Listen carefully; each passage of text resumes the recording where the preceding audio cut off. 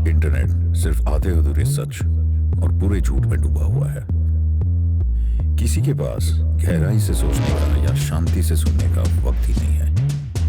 हम एक ऐसा शांत कोना बनाने की कोशिश कर रहे हैं। Nope, not your ordinary podcast for entertainment. जहाँ हम रह रहे हैं, इंडियन सब कॉन्टिनेंट या इंडिया ले ले, उसमें कितनी तरह की माइग्रेशन होती है और हमारी माइग्रेशन को लेके क्या हिस्ट्री रही है। ना असल में ये शुरू करने से पहले मैं बस ये कहना चाहता हूँ कि ये जो पॉडकास्ट आप कर रहे हैं प्रवासी मज़दूर पर, उसको मैं कुछ लोगों को उसको एक ट्रिब्यूट देना चाहता हूँ। गंगम्मा करके एक महिला थी जो 28 साल की थी और कोरोना के समय जब लॉकडाउन हुआ था तो बेंगलोर से लेकर उनके गांव सिंधनूर जो उत्तर कर्नाटका में थी, पैदल चलते वो मर गई। तो आई लाइक टू उनको मैं याद करना चाहता हूँ इसमें। और उनके साथ साथ जो 16 प्रवासी मज़दूर औरंगाबाद के पास में जो रेलवे दुर्घटना क्या, रेलवे उन प्रवासी मज़दूर के ऊपर चले गए, वो वापस अपने गांव पैदल चल रहे थे, उनको भी याद करना चाहता हूँ। और ऐसे तमाम जो प्रवासी मज़दूर देश भर में रोज़ पर रोज़, सिर्फ कोविड के समय नहीं लेकिन रोज़ पर रोज़ जो बहुत कठिन परिस्थितियों में अपना जीवन गुजरते हैं, उन सारे लोगों को मैं याद करना चाहता हूँ। पहले आपका जो प्रश्न है ये बहुत ही एक महत्वपूर्ण प्रश्न है, क्योंकि प्रवासी मज़दूरों के बारे में लोग जो सोचते नहीं है, मतलब ये इनविजिबल है, किसी को दिखाई नहीं देते हैं। और वो सिर्फ तब दिखाई देते हैं जब कोई एक घटना घटती है। अब आपको एक उदाहरण अगर देना, अभी जब भारत और पाकिस्तान के बीच में पूरा ये जो एक युद्ध का एक वातावरण आई थी, तो उस संदर्भ में राजस्थान जो बॉर्डर्स है, गुजरात, राजस्थान, दिल्ली और जम्मू एंड कश्मीर, वहाँ से हज़ारों की संख्या में प्रवासी मज़दूर जो है अपने गांव वापस जाने के लिए तैयार हो गए थे। और वहाँ के जो मालिक थे वो बिल्कुल चकरा कि ये लोग जा क्यों रहे हैं, हम तो उनको रोटी पानी दे रहा है, ये क्यों भाग रहे हैं यहाँ से। लेकिन तब जाकर याद आ गए नहीं ठीक है, अभी भी मतलब देश में प्रवासी मज़दूर हैं। तो ये चीज़ मुझे लगता है अगर हम मन में रखें तो देश में आप अगर संख्या चाहते हैं तो आपको संख्या नहीं मिलेगी, क्योंकि सरकार खुद बोलती है और राज्यसभा में उन्होंने बोला कि हम लोग जो है कोई ऐसे एक अधिकृत संख्या अपने पास नहीं है कि कौन प्रवासी मज़दूर देश में हैं। अलग अलग फिगर्स है, कोई बोलता है कि 100 मिलियन है, कोई बोलता है कि 140 मिलियन प्रवासी मज़दूर देश में हैं। और जब हम प्रवासी मज़दूर की बात करते हैं कि ये दो तरीके के प्रवासी मज़दूर हैं। एक ये है, ऐसे प्रवासी मज़दूर हैं जो एक राज्य के अंदर पलायन होते हैं, मान लीजिए कि कोई एक जिला से दूसरे जिला। और दूसरे तरह के जो प्रवासी मज़दूर है वो जो अंतर्राज्य प्रवासी मज़दूर हैं, और उनका संख्या जो है बहुत ही ज़्यादा है, लगभग शायद 70-80 मिलियन से ऊपर भी हो सकती है। और इसमें अगर हम देखें कि ये लोग क्यों ऐसे ये पलायन होके जा रहे हैं, क्यों प्रवासी मज़दूर अपना घर छोड़ के दूसरी जगह जाकर काम कर रहे हैं, तो इसमें बहुत सारे कारण हैं। एक पुश पुल फैक्टर भी है, लेकिन अगर हम देखें तो ये ऑलमोस्ट एंटायरली ये डिस्ट्रेस माइग्रेशन है और ये सर्कुलेटरी माइग्रेशन है। ऐसे नहीं कि हम चले गए कहीं पर, वहाँ पर हम रह गए वहाँ पर, कुछ वहाँ पर काम किए, कुछ महीने के बाद वापस घर आ गए। मान लीजिए कुछ खेती वेती थी और बारिश के समय आप चले गए, आपने वहाँ पर खेती का कुछ काम कर लिया और वापस आप चले गए। तो ये एक सर्कुलेटरी माइग्रेशन जो है एकदम एक डेस्परेशन का माइग्रेशन है, क्योंकि आपको अपने गांव में, अपने राज्य में आपको ऐसे कोई अपॉर्चुनिटीज़ नहीं दिख रहे हैं, इसलिए आप जा रहे हैं। उसके अलावा एक और माइग्रेशन चलती है देश में, और जो हम लोग जब जानते हैं, ये एक अलग किस्म की है। जैसे आईटी, अगर आप देखें आईटी सेक्टर में माइग्रेशन होता ही है। बेंगलोर जैसे शहर में अगर आप देखेंगे, या पुणे जैसे शहर में, गुड़गांव फॉर इंस्टेंस, जहाँ पर आईटी कॉन्सेंट्रेटेड है, वहाँ पर आपको बहुत सारे प्रवासी मज़दूर हैं, लेकिन वो अपने आप को प्रवासी नहीं मानेंगे, मज़दूर तो बिल्कुल नहीं मानेंगे, मतलब अलग ही किस्म के लोग हैं, लेकिन वो भी प्रवासी मज़दूर की गिनती में आएंगे। तो ये पूरा अगर आप देखेंगे तो इट्स ऑलमोस्ट, मान लीजिए कि वर्कफोर्स का एक 25 से 30% जो संख्या है वो प्रवासी मज़दूर होंगे। और इसका एक हिस्ट्री रहा है, राइट, कि कैसे ये चालू हुआ और जो बढ़ते ही रहा, एंड हाउ जैसे आपने कहा ये लोग इनविजिबल हो जाते हैं, उसका क्या रीज़न है? जी, मतलब हर व्यक्ति जो है एक अच्छा ज़िंदगी चाहता है अपने लिए, अपने परिवार के लिए, और उसको हासिल करने के लिए जो भी वो जो जितना भी मेहनत वो करना पड़ना है वो करते हैं सामान्य रूप से। और वो अपॉर्च्युनिटीज़, वो एक जो मौका है उसको ढूँढते हुए जाते हैं। अपने देश का अगर हम इतिहास देखेंगे तो एक तो जो ब्रिटिश के समय का एक पूरा इतिहास रहा जहाँ पर जबरन अ, लोगों को, जैसे बिहार से, ज़्यादातर बिहार जो आज झारखंड है, उत्तर प्रदेश है, वहाँ से हज़ारों की संख्या में लोगों को बंदी बनाकर कैरिबियन तक ले गए थे, ट्रिनिडाड एंड टोबैगो, फिजी वगैरह वगैरह, ये सारे टोगो, ये सारे देशों में ले गए। और वहाँ पर जो शुगर केन और रबर प्लांटेशंस थे वहाँ पर उनको काम कर दिया गया। उनके लिए एक नाम था girmitiya, it be called girmitiyas these migrant workers. इसलिए आप अगर वेस्ट इंडीज़ का क्रिकेट टीम देखेंगे तो बहुत सारे आपको इंडियन नाम आपको सुनने को मिलता है। ये एक इतिहास है कि इन लोगों को जबरन देश से जो पलायन किया गया था विद इन द देश, मतलब भारत के अंदर भी ये किया है। अब जैसे आप अगर असम जाएंगे तो असम में जो टी एस्टेट में है, टी एस्टेट में आपको संताल मिल जाएंगे, और आप उनसे बात करेंगे तो वो अपने भाषा खुद बोलते हैं। और उनका अगर आप मूल निवासी पूछेंगे तो वो बोलेंगे कि वो झारखंड के हैं, आज भी उनका गांव झारखंड में ही है। लेकिन उनको जो है जबरन ब्रिटिश ने सेंट्रल इंडिया से आदिवासियों को ये अलग अलग टी एस्टेट में काम करने के लिए भेजे थे। तो ये एक दौर रहा जहाँ पर आप अगर ब्रिटिश के समय का आप एक पलायन की बात करेंगे तो ये एक था।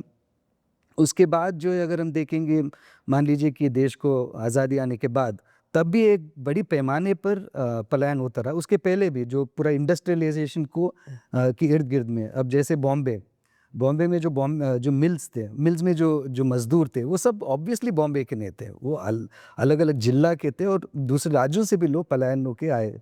गुजरात में भी आप वो पाएंगे वहाँ पर।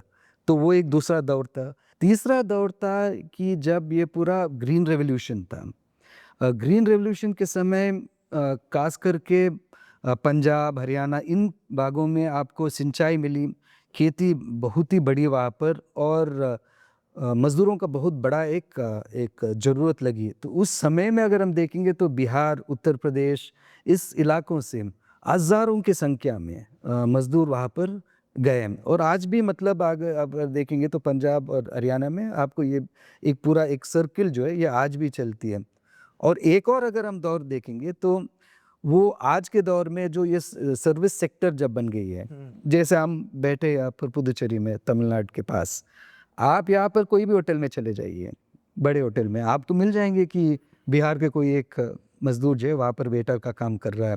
कंस्ट्रक्शन का जो यहाँ पर आपको काम कर रहे हैं वहाँ पर आपको मिल जाएंगे। तो ये सर्विस सेक्टर में अभी जो है ये पूरा एक दौर चल रही है। ऑफ कोर्स ये मैं थोड़ा मोटा मोटा बोल रहा हूँ। अगर आप एक एक इलाके में आप जाएंगे तो इसका अलग ही एक इतिहास है, और आज का एक हकीकत जो है वो आप मिल जाएगी। लेकिन जो बहुत सारे रिसर्चर्स ने जो इस क्षेत्र को पढ़े, ये कुल मिल के हम लोग इसको, ये इतिहास हम लोग बता सकते हैं। काफ़ी लोग कहते हैं कि पलायन मजबूरी है, जो दिख भी रहा है मजबूरी है, और काफ़ी लोग कहते हैं कि पलायन रुक सकता है। उस पे आपका क्या कहना है? ये पलायन जो है अधिकतर ये एक फोर्स्ड पलायन है, क्योंकि आपको कोई चारा नहीं है, इसलिए आपको जाना पड़ रहा है। आप अगर जो प्रवासी मजदूर है जो शहरों में काम कर रहे हैं, मान लीजिए कि आप होटल के सेक्टर लेंगे, तो जो होटल में मजदूर काम कर रहे हैं, प्रवासी मजदूर, उनका जो वर्किंग आवर्स है 12 से 14 घंटे है, और उसी जगह में फिर उनको सोने के लिए एक जगह दे दी जाएगी, थोड़ा खाना मिल जाएगा, थोड़ी बहुत पैसा मिल जाएगी। मतलब वो बिल्कुल आप मशीन के बराबर आपको काम करने का एक ज़िंदगी है।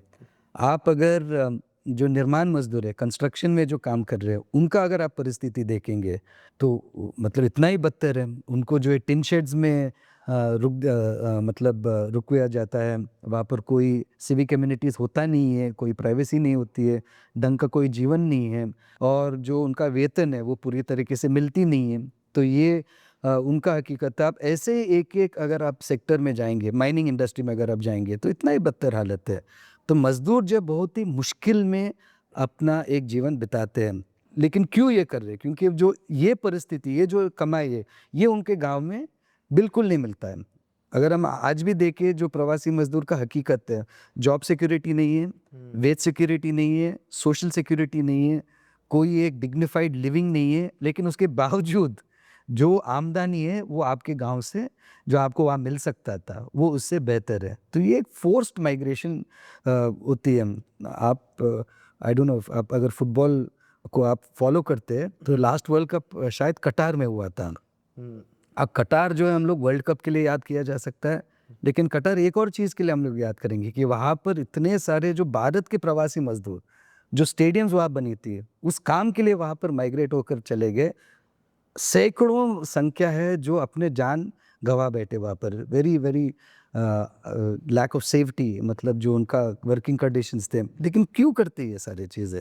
अब कोई भी शहर में जो मेट्रो बन रही है, जैसे बैंगलोर में जो मेट्रो बन रही है, प्रवासी मजदूर बना रहे हैं उसको, और वहाँ पर एक्सीडेंट होते वो अपना जान खो बैठते हैं। ये डेस्परेशन है कि आपको वो नहीं मिल रहा है, इसलिए आपको ये करना पड़ रहा है। और बहुत सारे संगठन जो है एक मांग रखे है कि प्रवासी मजदूरों का जो परिस्थिति उसको ठीक करना चाहिए। एक तो अगर किसी को अपने गांव में ही बैठकर ये पैसा कमानी है तो वो एक अवसर उनके लिए बनानी है, और सरकार ये सारी चीज़ें करनी है। अब जैसे मनरेगा करके एक स्कीम है, अब उस स्कीम के तहत आपको 100 दिन का काम मिल जाता है और एक न्यूनतम वेतन मिलती है।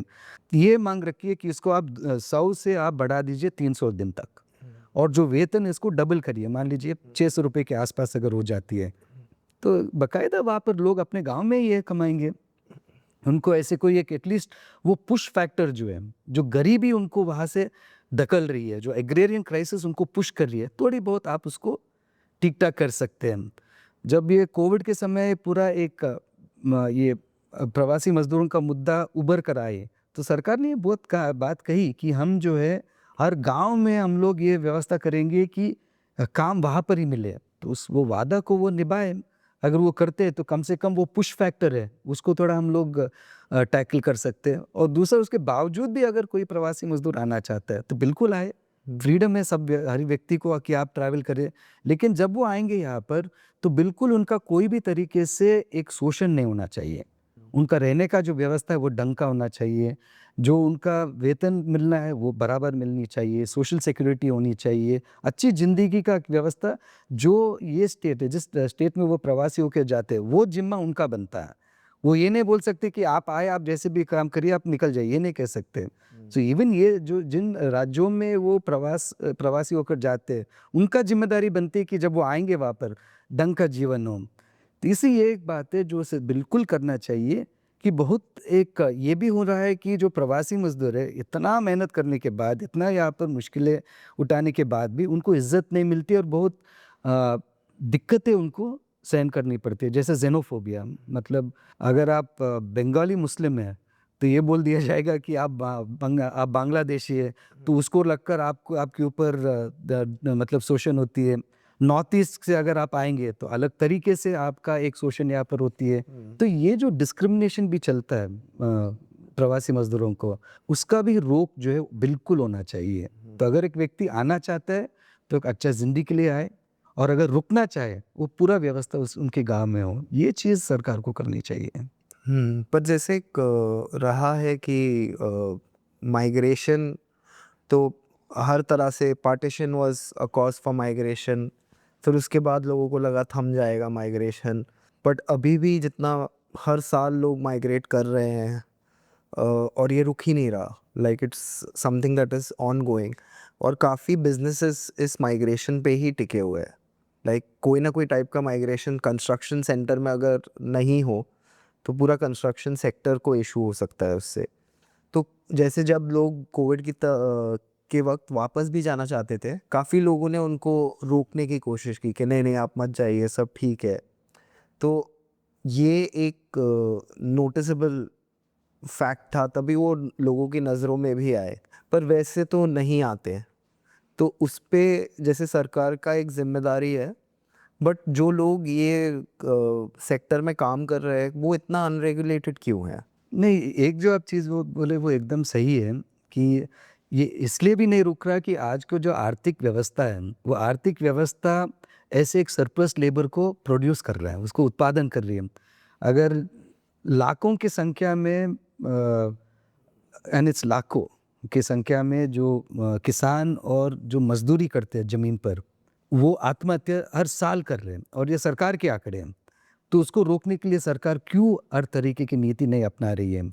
अगर आज भी देश में ऐसे लाखों की संख्या में दलित है, जो पिछड़े वर्ग के लोग हैं जिनके पास ज़मीन नहीं है, उनको ज़मीन दिलवाने का काम सरकार नहीं कर रही है, तो उसके पीछे कोई एक थॉट प्रोसेस है। और उस थॉट प्रोसेस को अगर हम लोग आर्थिक दृष्टि से देखेंगे, तो एक आर्थिक नीति तक अगर हम जाएंगे, तो ये पूरा जो एक नियो लिबरल वाला जो सरकार की नीतियाँ है, वो ये सरप्लस लेबर को वो प्रोड्यूस करता है।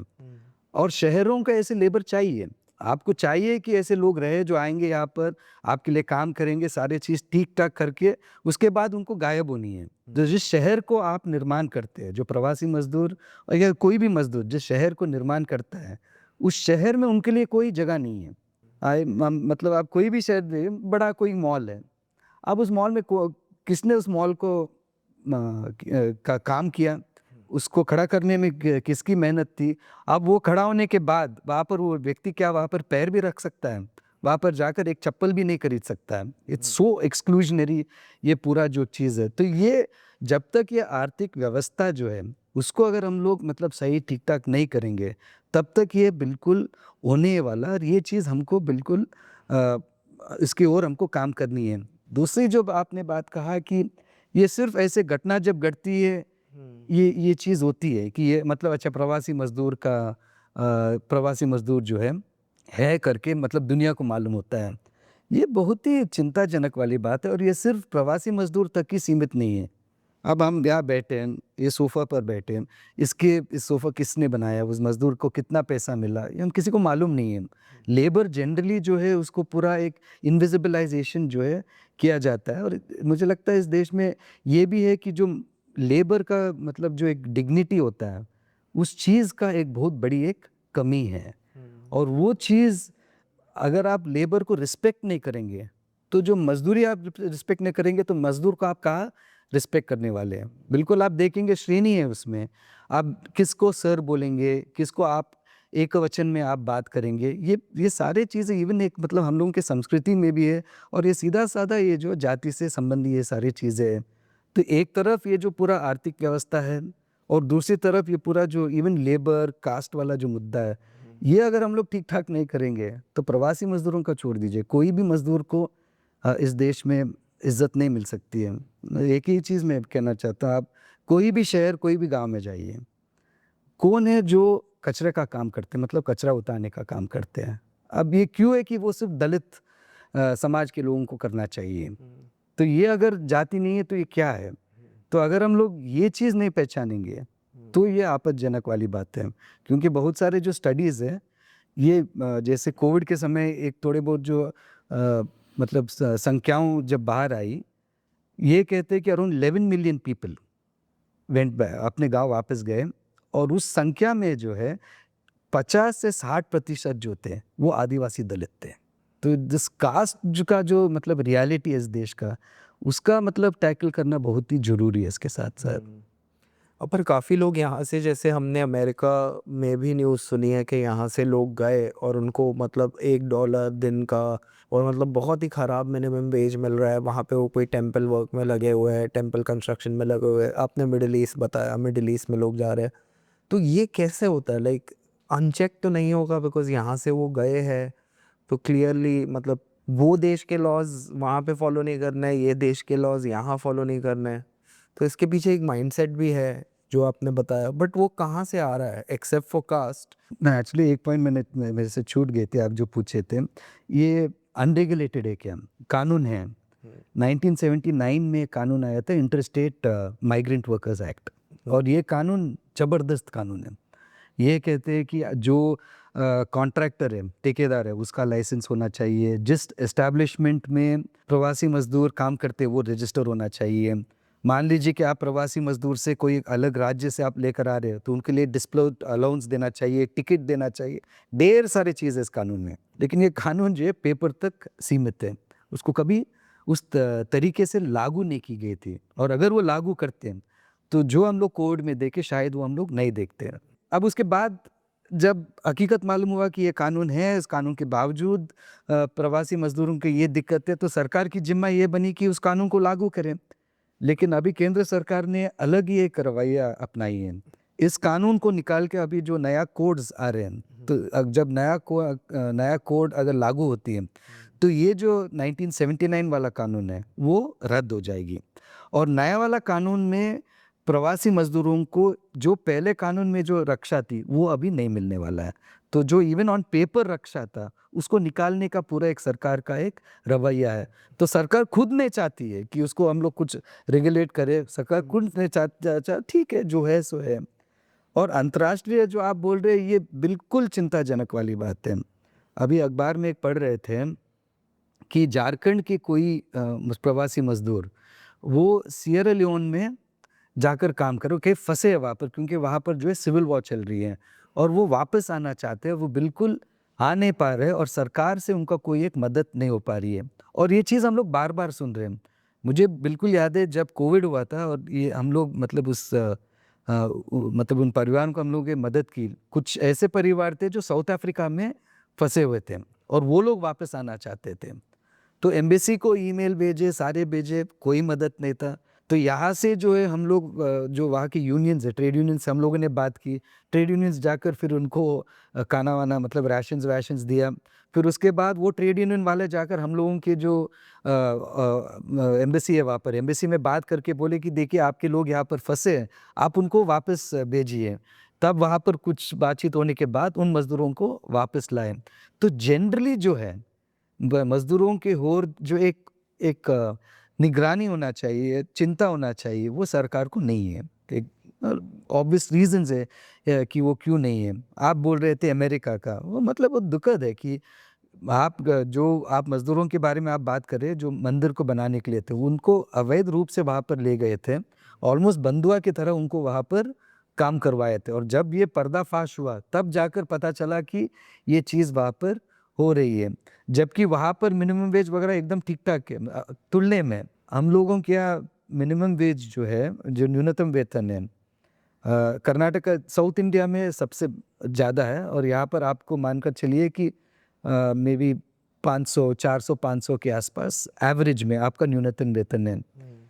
उत्तर भारत में उससे भी कम है। लेकिन आप अगर अमेरिका या ऑस्ट्रेलिया या यूरोप जाएंगे, वहाँ पर तो इट्स $21, $25 पर आवर, ये उनका न्यूनतम वेतन है। तो ये वहाँ पर अगर एटलीस्ट वहाँ पर क्यों लागू नहीं होता है, ये भी एक बहुत बड़ी प्रश्न है। और सरकार क्यों वो जिम्मा नहीं ले रही है मज़दूरों का जो वहाँ पर जा रहे हैं, वो बिल्कुल हमको पूछना चाहिए। लेकिन सरकार को इसके बारे में कोई चिंता नहीं है। बट जैसे अभी जो करंट माहौल है, जहाँ पे पलायन एक बहुत बड़ा पॉलिटिकल मुद्दा है, स्पेशली बिहार के चुनाव के लिए, तो क्या आपने कहीं देखा है कोई एक गांव में या कोई एक क्षेत्र में जहाँ पे पलायन रोका गया हो और उसका कोई मॉडल बना हो इंडिया में लेके या इंडिया के बाहर भी? ना, नॉट रियली। ये इनफैक्ट कोविड के बाद हम लोग बिल्कुल हमको ये था कि कम से कम अब, और कोविड से पलायन और इसके बाद जो मतलब मौतें भी हुई, कि इसके बाद कम से कम लोग और जागरूकता के साथ अपना वोट डालेंगे और सरकार जो वादा किया था नौकरियों का, ये सारे चीज़ों का, ये सरकार अपने बात अगर नहीं रखेंगे तो उनको एक सबक सिखाएंगे, ये चीज़ हुई नहीं है, उस पैमाने पर हुई नहीं है।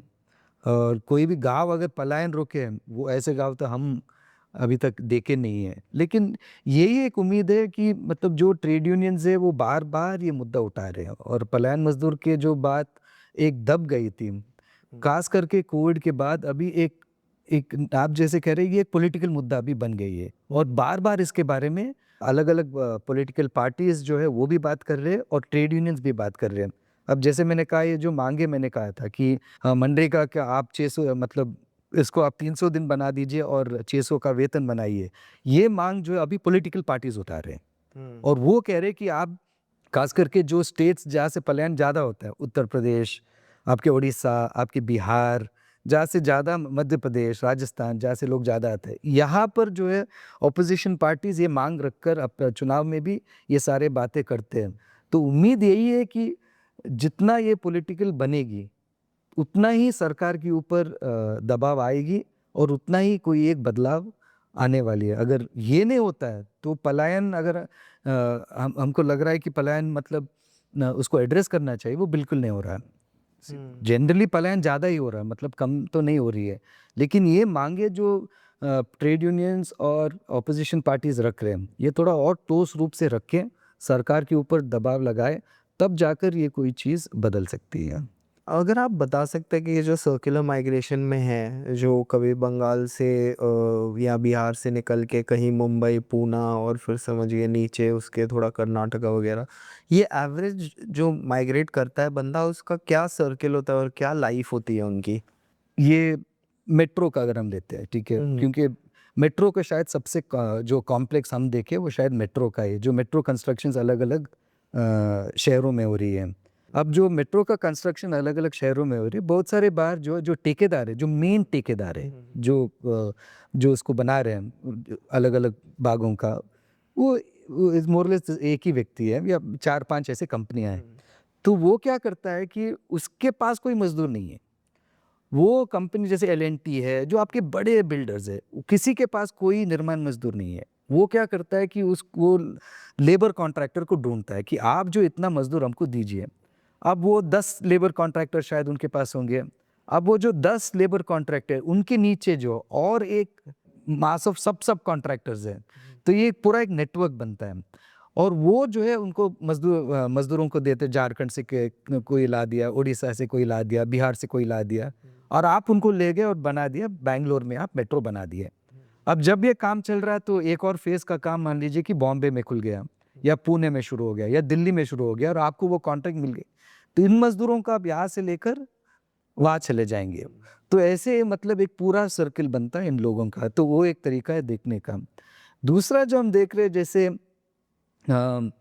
आप निर्माण मजदूर देखेंगे कोई भी शहर में, दिल्ली जैसे शहर में लाखों की संख्या में जहाँ पर आपको प्रवासी मजदूर मिलेंगे। एक तो निर्माण मजदूर है, दूसरा जो वहाँ के इंडस्ट्रियल एरिया है, वहाँ पर अधिकतर जो है प्रवासी मजदूर है। वो आएंगे, वहाँ पर काम करेंगे, या रिक्शा पिलों की तरह काम करेंगे, वहाँ पर 8-9 महीना वहाँ रह जाएंगे, और वापस अपने घर 2-3 महीने के लिए वो चले जाएंगे। 2-3 महीने घर में वापस रह के फिर यहाँ पर आ जाएंगे। और ये जो ऐसे प्रवासी मजदूर है, वो अपने परिवार के साथ नहीं आते हैं, उनका परिवार गांव में ही रहता है। और ये मतलब सब दूर काम करके, और जहाँ से भी वो काम करते हैं, अब पैसे वो कैसे वापस घर को भेजते हैं, क्वाइट इंटरेस्टिंग। अब पैसे आप कैसे भेजेंगे? ये गूगल पे बहुत बड़ा एक बन गई कि आप गूगल के तहत आप पैसे भेजेंगे। इसके पहले जब गूगल पे वगैरह नहीं था, तो आप ये ऐसे करते थे कि गांव में कोई एक दुकानदार होता, और दुकानदार के पास कोई बैंक अकाउंट है, तो आप जो अपने यहाँ जो आपके कॉन्ट्रैक्टर, उनको बोल देते कि उनके अकाउंट में आप पैसे जमा कर दीजिए, वहां पर वो कमीशन के ओर पर निकाल कर उनके परिवार को देंगे। इवन हाउ द मनी, जो पैसा मतलब यहाँ से अब जो कमा रहे वो कैसे वो जाता है, उसका भी अलग अलग तरीके आपको मिल जाएंगे। परिवार के साथ जो माइग्रेट करते हैं वो बहुत कम है। जो ऊपर के तबका में, मान लीजिए जैसे IT सेक्टर में जो माइग्रेट वर्कर्स है, वो अपने परिवार के साथ शायद आ भी जाएंगे। लेकिन जो ये इनफॉर्मल सेक्टर में जो काम करते हैं उसमें बहुत कम है। एक ही उसमें जो आपको एक्सेप्शन मिलेगा है वो है रैग पिकर्स। रैग पिकर्स जो कबाड़ी का जो, वो अधिकतर जो परिवार के साथ ही वो माइग्रेट करते हैं। तो उनका पूरा कॉलोनीज आपको मिलेंगे, हजारों की संख्या में, बहुत सारे शहरों में उनके जो आपको कॉलोनीज मिलेंगे, वो जो है परिवार के साथ भी ये काम करते हैं। तो मान लीजिए पुरुष जो है वो जाकर जो पूरा गार्बेज है उसमें ढूंढ के जो चीज़ें वो बेच सकता है वो लेकर आएंगे। तो घर में जो महिला है वो उसको फिर पूरा बांटने का पूरा काम करेंगे, और फिर उसको वो बेचते हैं। वो एकमात्र है हम जो देखे जो परिवार के साथ आता है। दूसरा एक जो उनके साथ एक और जो एक्सेप्शन है, वो जो एग्रीकल्चर में जो प्रवासी हैं, उसमें भी आपको कई मिल जाएंगे जहाँ पर परिवार के साथ आ गए। तो जैसे मध्य प्रदेश से आदिवासी जो है गुजरात में जाते हैं गन्ने के खेत में काम करने के लिए, वो परिवार के साथ आ जाएंगे।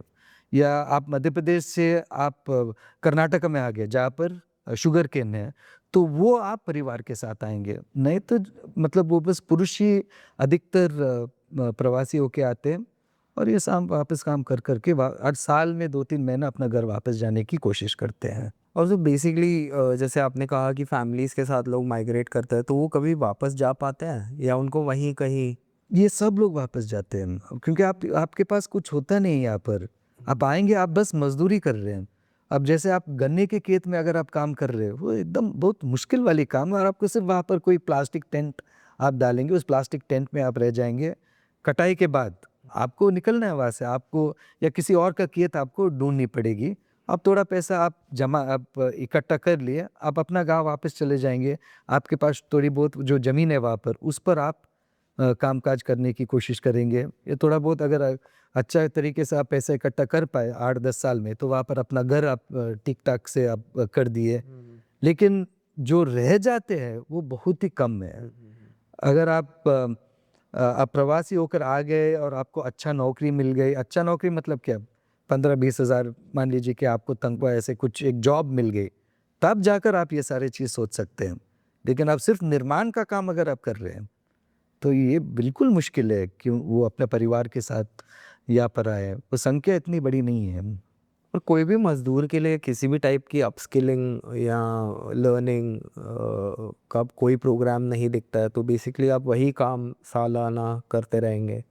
तो इसमें भी कोई सरकार का इनिशिएटिव जहाँ पे कोई तरह की अपस्किलिंग हो, वो भी देखने नहीं मिलती। सरकार बोलती है कि ये सारी चीज़ करती है, स्किल इंडिया करके कोई एक प्रोजेक्ट है। है जैसे कानून है तो ये सारी चीज़ें भी है, लेकिन अगर कोई मजदूर अपस्किलिंग करना पड़ता है, वो बस उनके ऊपर ही है, वो खुद करें। आप अगर निर्माण के काम में कर रहे हैं, तो आप पहले एक मजदूर की तरह आप चालू करेंगे, उसके बाद आप मेसन बनेंगे, उसके बाद आप तरफ अपने आप को आप बढ़ाने की कोशिश करेंगे। लेकिन अगर सरकार से ऐसे कोई एक योजना है कि नहीं, मजदूरों प्रवासी मजदूरों को हम लोग उनका जो एक बढ़ोतरी के लिए हम कुछ करेंगे, वो बहुत कम है। और ये जो हमारा मैक्सिमम माइग्रेशन है मिडल ईस्ट की तरफ, उनका भी यही लाइफ होता है कि मतलब आउटसाइड इंडिया भी अगर आप माइग्रेट कर रहे हो, तो चलो वहाँ के लॉ के हिसाब से थोड़े आपको पैसे ज़्यादा मिल रहे हैं, बट लाइफ का क्वालिटी तो वैसे सिमिलर ही रहता है। खास करके मिडिल ईस्ट में वो एक दिक्कत है, जहाँ पर वहाँ पर भी जो निर्माण मजदूर जो जाते हैं, उनका परिस्थिति ये है। उसके अलावा ये बहुत बड़ी संख्या है जो वहाँ जाती है सर्विस इंडस्ट्री में, जो होटल में काम करते हैं, वहाँ के रिसोर्ट्स में जो काम करते हैं। उनकी हालत शायद इतना ही खराब नहीं होता है, लेकिन वहाँ पर फिर भी मतलब आप अपने में नहीं है, आप कहीं और जाकर उनके कानून के तहत आपको वहाँ रहना पड़ रहा है। और अगर आप निर्माण मजदूर है, तो आपको तो हालत बिल्कुल ही खराब है। एक अच्छी बात है कि जो मिडिल ईस्ट में जो प्रवासी मजदूर जो निर्माण का काम कर रहा था, वो बहुत साल तक दबा हुआ एक हकीकत थी। अब जाकर पिछले कुछ साल में ये चीज़ जो अभी बाहर आ रही है कि उनकी परिस्थिति ये है और सरकार को कुछ करनी पड़ रही है, और सरकार को अभी एटलीस्ट कम से कम वो अब मान लिया है कि ये दिक्कतें हैं वहाँ पर। अब किस हद तक उसको वो एड्रेस कर पाएंगे वो अलग बात है, लेकिन कम से कम जो एक खामोशी थी इन सारी चीज़ों के बारे में, वो चीज़ थोड़ा अभी बदल गई है। लेकिन ये सिर्फ मिडिल ईस्ट की बात नहीं है। आप देखिए, जैसे अपना खुद का सरकार, ठीक है, आप नहीं बेचना जाना, आप मतलब कायदे से आपको ये ऐसे है कि आप अपना मजदूर को कोई एक दिक्कत वाली परिस्थिति में आप नहीं भेजेंगे। लेकिन हम लोगों की सरकार ऐसी है कि यहाँ से इजराइल तक निर्माण मजदूर को बेच रहे हैं, जहाँ पर इजराइल में हमको मालूम है कि वहाँ पर क्या चल रही है। एक नैतिक रूप से बिल्कुल वहाँ पर उनके साथ हम लोगों का कोई एक संबंध तो होना ही नहीं चाहिए, क्योंकि जो एक पैलेस्टाइन के साथ वो कर रहे हैं। लेकिन उसको आप साइड में रखिए, उसके बावजूद भी आप निर्माण मजदूर वहाँ पर क्यों भेज रहे हैं? क्योंकि वहाँ पर जो पैलेस्टाइन वर्कर्स थे उनको तो भगा दिया। अब ये अपना भारत के मजदूर वहाँ जाकर काम कर रहे हैं, लेकिन वहाँ पर कोई सुरक्षता नहीं है। कभी भी वहाँ पर युद्ध हो सकती है, कहीं भी कुछ भी हो सकता है, आपका लोग वहाँ पर कभी भी मर सकते हैं। लेकिन उसके बावजूद सरकार एक तो जो ब्रिटिश ने किया इंडेंचर्ड लेबर वाला मुद्दा, 250 साल के बाद अभी अपना सरकार खुद ये कर रही है। ये हम अपने आंखों के सामने एक चीज़ उभर कर आ रही है। तो ये चीज़ जो है ना, कि सरकार जो है रियली मजदूरों के प्रति जो एक चिंता होनी चाहिए, वो बिल्कुल नहीं दिखती है, को है ही नहीं। न्यूनतम वेतन कम हो, कोई दिक्कत नहीं। अभी जो नया कोड वो ला रहे हैं, वो नया कोड के तहत न्यूनतम वेतन फ्लोर वेज करके ला रहे हैं, और आज के तारीख में उनके मन में 178 180 से 2 रुपए कम, इतना आप कमाएंगे तो कोई दिक्कत नहीं है। तो actually that's the kind of disrespect that they have for the workers. जो मजदूर है उनको इतना एक उनका एक लो ओपिनियन है वर्कर्स का, इसी के कारण ये सारी चीज़ें चल रही हैं। और ये मिनिमम वेज भी काफ़ी लोग नहीं पा पाते because of the informal engagement sector का जो हो। Yes, actually there's a very interesting statistic I wanted to tell you। ये कि इस देश में गरीब कौन है, ये मैं नहीं कह रहा हूँ, ठीक है, ये जो है शमिका रवि करके है। शी इज़ दी ये क्या बोल, she is a member of the advisory, the economic advisory council to the prime minister. तो मैडम शमिका रवि जो है एक ट्वीट किया था 11 मार्च को इस साल। उसमें ने कहा कि देश में जो गरीबी रेखा है ये है, अगर आप ग्रामीण प्रदेश में 1940 रुपये आप कमा रहे हैं महीने में तो आप गरीब नहीं हैं। और अगर आप शहर में रहते हैं और आप 2759 रुपये कमा रहे हैं तो आप गरीब नहीं हैं। तो अगर सरकार जो है गरीबी रेखा ऐसे करेगी तो न्यूनतम वेतन उनको मतलब वो उसी के आसपास ही वो सोचेंगे, कोई दिक्कत नहीं, जो इतना कमाते हैं वो अपना जी ले। तो मिनिमम वेज अगर गरीब नहीं है लोग 2700 कमा के, तो मिनिमम वेज उन्होंने तो ज़्यादा रख लिया फिर। हाँ वो इसलिए तो छाती ठोक के बोलते कि हम तो इतना कर दिए है, कोई दिक्कत नहीं उसमें। असल में एक व्यक्ति को अगर कोई भी एक परिवार मानकर चलिए कि चार लोगों का परिवार है, पति पत्नी और 2 बच्चे, उनको अगर एक डिग्निफाइड अगर एक ज़िंदगी उनको जीना है, न्यूनतम एक 40,000 के आसपास तो आपको चाहिए। आपको भाड़ा भरनी है, आपको मतलब बच्चों की शिक्षा देखनी है, किसी को बीमार होगी, ये सारी चीज़ आपको देखनी, ये सारे अगर आप मिला के तो इतना तो चाहिए। लेकिन ये है ही नहीं। अगर आप इस देश में 15,000 रुपये आप कमा रहे हैं तो आप टॉप 20% में पहुंच गए। 15,000 महीना में अगर महीना आपका कमाई है तो आप देश के 20% में पहुंच गए आप। तो ये मतलब इस हद तक यहाँ देश की एक परिस्थिति पहुंच गई है। और उसमें ये न्यूनतम वेतन की जब बात होती है तो सरकार बार बार हम कह रहे हैं कि अब जैसे केंद्र सरकार लीजिए, न्यूनतम वेतन का ऐसा जो एक कानून है 1948 का कानून है, और उस कानून को लाने में बाबा साहब अम्बेडकर का बहुत बड़ा एक योगदान है। उस कानून में लिखा जाता है कि न्यूनतम वेतन जो हर 5 साल आपको उसको बढ़ाना चाहिए, रिवीजन करना चाहिए। केंद्र सरकार की न्यूनतम वेतन है 2017 में आखिरी बार उन्होंने उसका रिवीजन किया है। हम लोग 2025 में है, 8 साल हो गई है, अभी तक उसको रिवाइज नहीं किया है, और रिवाइज करने का कोई बात ही नहीं है। पर ये अगर समझिए मिनिमम वेज बढ़ जाए तो पलायन भी कम हो जाएगा। नरेगा जैसे आप बोल रहे थे, नरेगा का बढ़ना चाहिए, लेकिन अगर शहर में न्यूनतम वेतन बढ़ता है तो उससे बस यही है कि जो प्रवासी मजदूर यहाँ आएगा थोड़ा पैसा और कमा पाएंगे। लेकिन ये मनरेगा का जो है वो अलग ही एक सिस्टम है, और ये पूरी तरीके से केंद्र सरकार के हाथ में है। केंद्र सरकार को ही ये निर्णय लेना पड़ेगा। और अगर केंद्र सरकार ये ठान ली कि नहीं हम लोग ये करेंगे, प्रवासी मजदूरों को अपने गांव क्यों ये हो, पलायन क्यों जाए, कोई व्यक्ति अपने गांव में आराम से रहे, अगर ये निर्णय लेने की उनका वो पॉलिटिकल विल बनता है तब जाकर ये बनेगी, नहीं तो नहीं बनने वाला है। एक चीज जो बार बार अभी उभर कर आ रही है कि 1 नेशन 1 राशन वाला जो, और उसमें सरकार ये बोल रही है कि प्रवासी मजदूर जाएंगे तो उनको वहाँ पर ही वो अपना राशन ले पाएंगे, कोई दिक्कत नहीं है। तो उसको हम लोग राशन कार्ड को भी हम लोग माइग्रेट करेंगे। अब ये जो चीज़ है एक जो महत्वपूर्ण हकीकत है उसको नज़रअंदाज करती है कि परिवार आपके साथ नहीं है।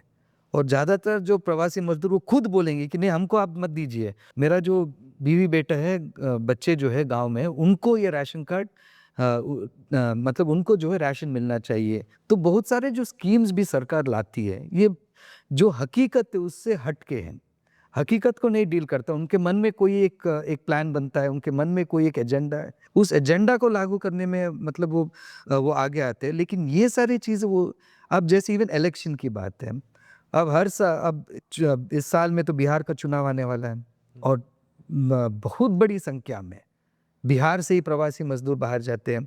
अब ये 2 तरीके की परिस्थिति अब इस ऐसे संदर्भ में उभर कर आती है।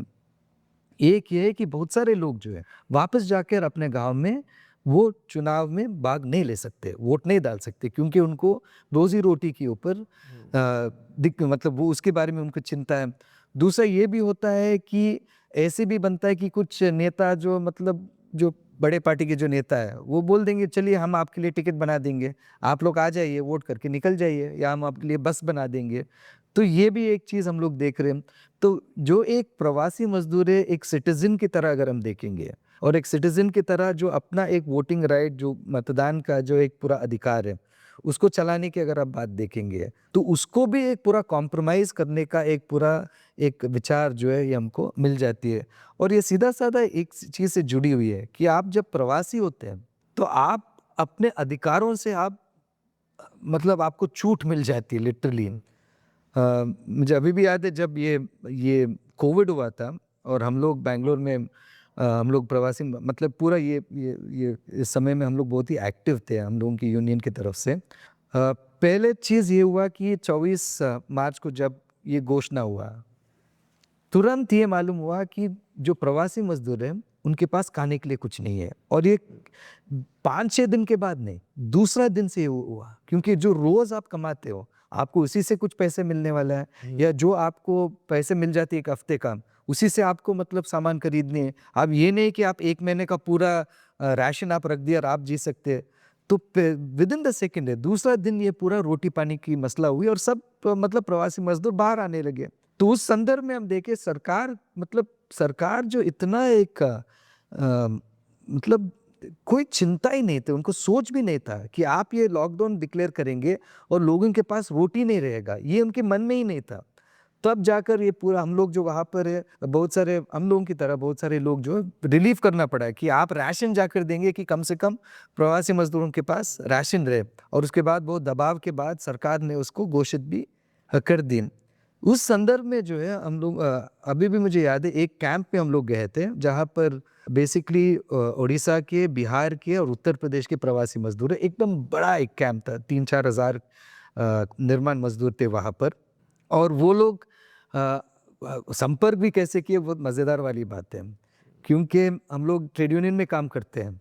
तो वो अपने गांव फ़ोन किए कि देखिए हम लोग ऐसे शहर में हम लोग फंसे हैं, हम लोगों को मतलब परेशानी है, रोटी पानी की परेशानी है, हम लोग वापस भी आना चाहते हैं। तो वहाँ पर किसी ने बोल दिया कि ठीक है वहाँ पर कोई यूनियन के लोग हैं तो इनको आप संपर्क करिए। तो वैसे उनको हमको नंबर मिला, हम लोग फिर हम गए वहाँ पर। हम जाकर अगर जब हम देखते हैं वहाँ पर उनका जो परिस्थिति, लिटरली उनको लॉकडाउन तो चल ही रहा था लेकिन उनको बंदी बनाया था। जो कंपनी के लोग थे एक्स्ट्रा वहाँ पर सिक्योरिटी गार्ड्स को उन्होंने लाकर किसी भी हालत में कोई भी बाहर ना जाए ऐसे वहाँ पर पूरा उनको घेर ली थी। तो वहाँ पर फिर हम लोग अधिकारों को, और ये जो है ये बिल्कुल गलत है। आप किसी को बंदी नहीं बना सकते हो, नॉट ये मतलब एक प्रजातंत्र में ये सारी चीज़ें चलती नहीं है।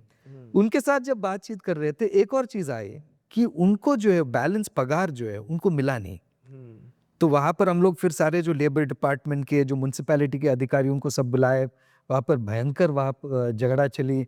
उन्होंने फिर वो जो कॉन्ट्रैक्टर था, बड़ा ठेकेदार था, उनको बुलाया वहाँ पर, और उस हफ्ते में उन मजदूरों को 2 करोड़ रुपए मिला। दैट वाज इतना उनका जो मजदूरी थी वो बैलेंस था। तो ये मतलब इससे हम लोगों को क्या समझ में आती है कि प्रवासी मजदूर जो बिल्कुल सारे अधिकारों से उनको वंचित किया जाता है। आप लिटरली वहाँ पर जाएंगे तो आप लोगों की मर्जी पर आपको जीनी पड़ती है, और ये दिस इज अनएक्सेप्टेबल। बिल्कुल हम लोग सहन नहीं कर पाते, लेकिन ये हकीकत है उन लोगों का। और डर भी है कि हम कुछ बोलेंगे तो काम निकल जाएगा, भाषा नहीं मालूम है, कोई भाषा के नाम पर कोई कुछ कर देगा। अगर हम थोड़ा टाइम लेके मज़दूरों को अगर बता सके कि उनके क्या मतलब कैसे वो ट्रेड यूनियन में, काफ़ी लोगों को लगता है कि ट्रेड यूनियन के लिए उनको रजिस्टर करना पड़ता है, या उनके राइट्स अगर पूछे जाए तो उनके लिए कोई श्योरिटी नहीं है, कोई गारंटी नहीं है। तो वो कैसे ट्रेड यूनियन को अप्रोच करें अपने इश्यूज़ को लेके? ये एक्चुअली ट्रेड यूनियन का एक बहुत बड़ी जिम्मा है, और मतलब ऑनेस्टली अगर बात करें तो एक विफलता भी है कि इस मुद्दे को इतना सीरियसली जितना एक तरीके के साथ, डिटर्मिनेशन के साथ उनको करना चाहिए था, वो किए नहीं है। लेकिन मुझे लगता है कि ऑलमोस्ट सारे जो सेंट्रल ट्रेड यूनियन से ये बात समझ गए हैं कि जो प्रवासी मजदूर है ये मुद्दा को हम लोगों को सीरियसली लेनी चाहिए। तो बहुत सारे उनके तरफ से भी कोविड के समय से बहुत सारे मतलब इनिशिएटिव उनके तरफ से भी हो रही है। लेकिन जो स्ट्रक्चरल इश्यूज है वो तो है ही। अब ये पूरा जो हम मांग कर रहे हैं कि प्रवासी मजदूरों को अच्छा रहने का एक व्यवस्था हो, बिना मतलब प्रवासी मजदूर भी वो मुद्दा उठाए, वो बहुत मुश्किल है। अब यूनियन है मजदूरों का, तो अगर मजदूर नहीं है तो कोई यूनियन नहीं है, बस एक नेता जाकर क्या बात करेगा वहाँ पर। तो वो पूरा एक प्रयोग अभी चलना बाकी है, वो एक ऑर्गेनाइजेशन बनाना एक सबकी एक कोशिश चल ही रही है, लेकिन उस पैमाने पर वो हुआ नहीं और वो अभी करना बाकी है। बट अगर कोई मजदूर किसी ट्रेड यूनियन को अप्रोच करता है तो ट्रेड यूनियन का क्या रिस्पॉन्स होता है नॉर्मली?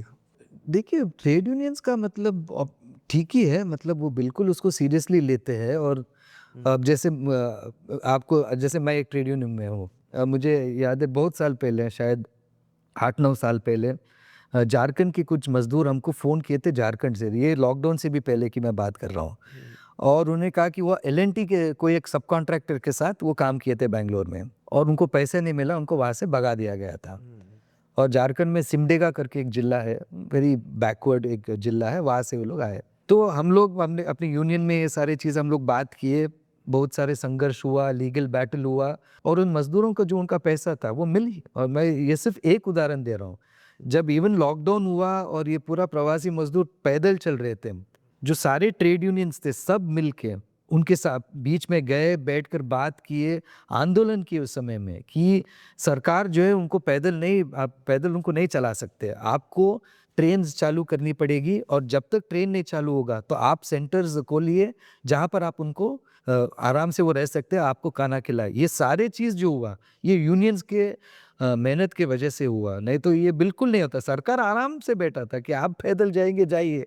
मुझे अभी भी याद है, एक महिला जो है शायद वो साइकिल पर गई थी, वन यंग गर्ल, और सरकार मतलब तालियां बजा रहे थे, देखिए कितना ब्रेव गर्ल है कि वो साइकिल इतना हजारों किलोमीटर वो साइकिल में आई। ये ताली बजाने वाला बात नहीं है, शर्म से अपना सर झुकाने वाली बात है कि आप जो उस छोटी लड़की को ये आपने करवाया। तो सरकार वो एक पोजीशन जब ले रही थी, ट्रेड यूनियंस ने बहुत स्ट्रांगली उस समय में खड़ा हुआ है विद दी प्रवासी मजदूर, और उसके कारण जो है फ्री राशन हुआ, उसके कारण वो सारे सेंटर्स हुए, और ट्रेन्स भी जो चली वो फ्री ट्रेन्स चली।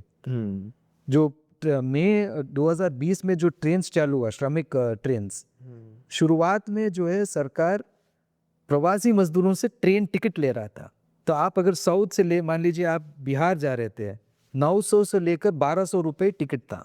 अब जो मजदूर 2-3 महीने से बिना नौकरी से पड़ा था, उनसे ये लोग पैसे मांग रहे थे। तो प्रवासी मजदूर वापस अपने गांव फ़ोन करके पैसे वहाँ से गूगल पे मंगवा कर उससे वो टिकट ले रहे थे। तो सारे यूनियंस फिर मिलके फिर से वहाँ पर एक अभियान चलाया, एक आंदोलन किया, कोर्ट में गए, और उसके बाद जो है सरकार को वो ट्रेन सब फ्री करनी पड़ी।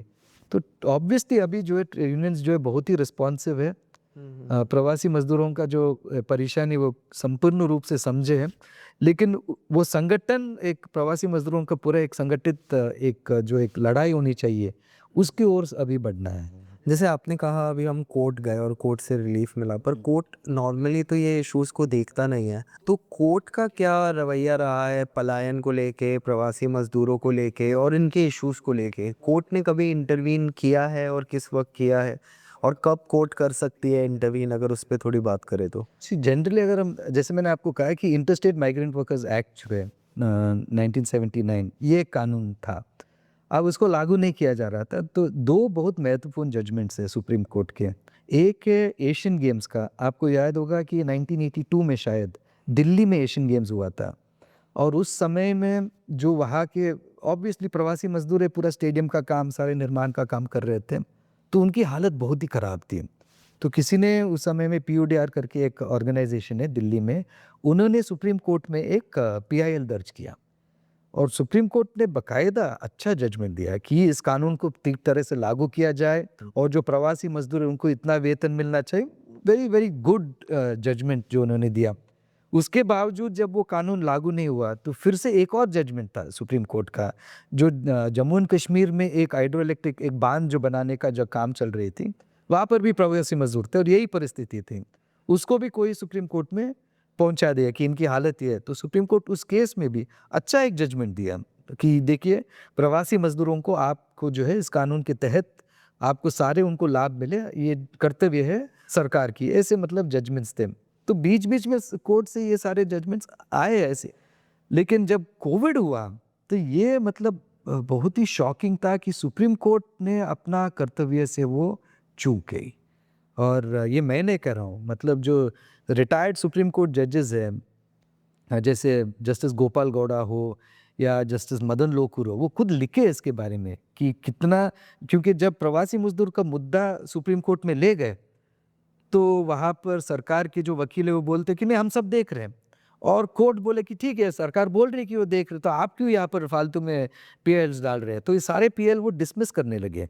तो उस संदर्भ में फिर ये सारे जो रिटायर्ड सुप्रीम कोर्ट के जजेस है खूब मतलब वोकली बात करने लगे कि सुप्रीम कोर्ट का जिम्मा बनता है कि ये सारे केसेस उनको सुने और ये मजदूरों को न्याय दिलाने की काम वो करे, और वो नहीं कर रही है। ये सबसे बड़ा एक चूक है सुप्रीम कोर्ट का। तो सुप्रीम कोर्ट का उस समय का रवैया जो है वो बहुत ही एक शर्मात्मक एक रवैया, उसमें दो राय नहीं है। लेकिन उसी समय में कुछ हाई कोर्ट्स में अच्छा खासा हियरिंग्स हुए, जैसे हम लोगों के कर्नाटका हाई कोर्ट में उस समय में जो चीफ जस्टिस थे, जस्टिस ओका है, जो आज सुप्रीम कोर्ट में बैठे हैं, उन्होंने ये सारे मुद्दे बहुत सीरियसली लिए। और जब लॉकडाउन चला, फ्रॉम 24 मार्च लॉकडाउन चला, नेक्स्ट वीक से उन्होंने कोर्ट का सुनवाई चालू कर दी। ट्वाइस, मतलब हफ्ते में 2 बार कोर्ट में ऑनलाइन हियरिंग्स चली, और उसमें सिर्फ कोविड का केसेस, और कोई केस वो नहीं सुने। और कोविड के केस मतलब किसको राशंस, गरीबों को क्या आप दे रहे हैं, किसानों को आप क्या दे रहे हैं, ये सब प्रवासी मजदूर को आप क्या दे रहे हैं, ये सारे चीज़ों पर जो भी हम लोग वहाँ पर एप्लीकेशन डालते हैं, ये सारे एप्लीकेशन के ऊपर वो सुनवाई की और अच्छा खासा उन्होंने ऑर्डर्स दी। तो एक कोर्ट जो अगर अपना जिम्मेदारी ढंग से अगर करती है तो मजदूरों को कितना फ़ायदा मिलेगा। ये कोविड एक एग्जाम्पल है। एटलीस्ट हम लोगों के जो कर्नाटका हाई कोर्ट का अगर हम लोग देखें, इवन जब ट्रेन, मैं आपको ट्रेन के बारे में बोल रहा था, ट्रेन का जब ये पूरा ये चार्ज करने लगे तो मजदूर हम लोगों के साथ संपर्क में थे, तो हमको फ़ोटो भेजते कि ये देखिए हम लोगों का टिकट है। तो उसको हम लोगों ने कोर्ट के सामने रख के और एक आवेदन किया कि ट्रेन को आप फ्री करिए। पूरा सुनवाई चली, उस एक पूरा दिन उसी मुद्दे पर कोर्ट में सुनवाई चली, और कोर्ट ने साधारण से बात बोली शाम को, अब देखिए सरकार जो है, अब पूरा सुनवाई हो गई है, आप तय कर लीजिए कि आपको क्या करना है, सुबह हम लोग जो है ऑर्डर पास करने वाले हैं। अब कोर्ट बोलने के तरीके से मालूम हो गया कि कोर्ट का जो सोच क्या थी। उसी शाम को हम लोगों के जो राज्य सरकार है, कर्नाटका के राज्य सरकार, आदेश पास किया कि कोई भी ट्रेन कर्नाटका से जो जाएगी वो फ्री में मजदूरों को ले जाएगी, और वही नीति फिर पूरा देश में लागू हुआ। तो क्या अगर सुप्रीम कोर्ट प्रवासी मजदूरों को निराश किया, कर्नाटका हाई कोर्ट कम से कम मुझे लगता है कि अच्छा एक काम किए हैं। और जैसे इनका आप कह रहे थे कि डेटा नहीं मिल पाता या रजिस्ट्रेशन नहीं हो पाता, तो उस टाइम पर भी कौन प्रवासी मजदूर है, ये बहुत ही एम्बिगुअस। ये असल में ये चीज़ ये सरकार उस समय भी ट्राई किया कि देखिए उनको रजिस्टर होना चाहिए। कोर्ट ने कहा देखिए ये सब कानून है, लेकिन आपने ये सारे कानून आपने लागू नहीं किया। आप अब देख लीजिए कोई कैंप है, अब कैंप में अगर कोई रह रहा है तो आप उनको दीजिए राशन। तो उस समय में एक आदेश हुआ था हम लोगों के कर्नाटका हाई कोर्ट से कि 28 दिन का राशन का पैकेट हर मजदूर को मिलना चाहिए, सिर्फ प्रवासी मजदूर नहीं, कोई भी गरीब व्यक्ति अगर पूछ रहा है कि हमको चाहिए तो आप अधिकारी जाकर देखिए, आप उनको दीजिए। और वो किए भी, मतलब सरकार ने कोशिश किया ये कि आपको आधार कार्ड देनी है, सिंधुत्व करना है, कोर्ट ने ये सारी चीज़ें मानी नहीं। वो बोले कि ये सारी चीज़ आप मत देखिए, अब जो है परिस्थिति उसके तहत सरकार को आपको करनी पड़ेगी। तो कोर्ट अपना काम करे तो प्रवासी मजदूर, court for me is the biggest example, क्योंकि हम लोग उस केस को आर्ग्यू किए थे कोर्ट में, और बाकायदा जो हम लोगों के चीफ जस्टिस थे वो बेंच था, बेहतरीन काम किए। आपको एक उदाहरण दूंगा, हम लोग एक और एप्लीकेशन डाले थे क्योंकि कोई जो क्या बोलते हैं एनिमल राइट के जो लोग थे वो हमको फ़ोन करके बोलिए देखिए लॉकडाउन में जो पेट शॉप्स हैं ये सारे बंद है, और उसमें जो पेट्स हैं कुत्ते बिल्ली पक्षी वगैरह उनको खिलाने के लिए कोई नहीं गया 1 हफ्ते से, तो वो भी मरने वाले, उसके लिए भी हमको परमिशन चाहिए, और वहाँ पर उनको परमिशन नहीं मिल रहा था। वो भी आवेदन हम लोग कोर्ट में डाले, उसका भी परमिशन कोर्ट ने दिया कि जहाँ पर भी पेट शॉप से उनके मालिक जो है जाकर हफ्ते में कितने भी बार उनको अगर खाना खिलाना है, तो कोर्ट का अगर वो सोच है कि देखिए हम यहाँ बैठे न्याय देने के लिए, हम मतलब सारी चीज़ों को थोड़ा ऑब्जेक्टिवली देखने के लिए, तो कोर्ट बिल्कुल एक फ़र्क उनकी तरफ से हो सकती है। लेकिन अगर कोर्ट भी ना मुंह मोड़ लिया तो बहुत मुश्किल हो जाती है लोगों के लिए। थैंक यू सो मच हमारे साथ बात करने के लिए। Thank you so much. या क्लैप।